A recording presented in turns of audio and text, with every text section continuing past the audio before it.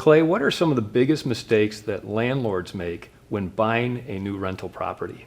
Well, there are a few. The first thing you need to know, you need to do your due diligence, meaning you need to check things out when you buy a rental property. Those things could be checking out zoning. Is the property you're looking at buying zoned properly for the use you intended to use it for?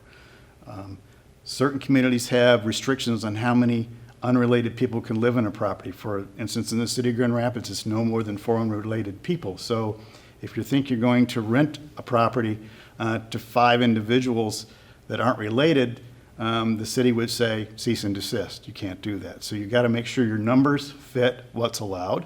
So in that particular case, you better make sure your numbers work for 4 students as opposed to 5. Another mistake that folks make is not checking the tax status of a property. Sometimes when previous owners get under duress, they'll go back and change the property tax status to a single-family home instead of a multi-family home because they don't want to pay the full taxes.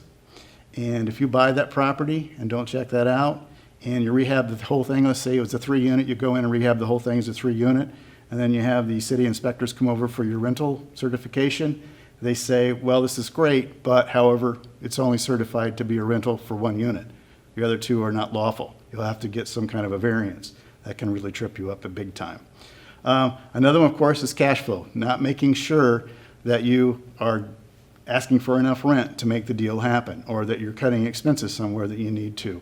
Another one is way over rehabbing a house, misinterpreting or not calculating correctly the amount of money that's going to be needed to go into this property to get the kind of rents that you're thinking about. Those are some of the big ones. What about the size of a bedroom? You might think you have 3 bedrooms, but it turns out that you really only have 2. That is another big one as well. So one of the crazy things that happens in some neighborhoods is that this property may have 1 bedroom on the lower level, another bedroom what used to be an attic. You need to make sure that the local property maintenance code allows that room in the attic to be used as a bedroom, because there's a certain minimum number of square feet depending on what community you're living in for that room to be used as a bedroom. It also has to have a certain amount of windows, and for instance, you can't go through one room to get to another room. That second room would not be counted as a bedroom because each bedroom has to have its own egress.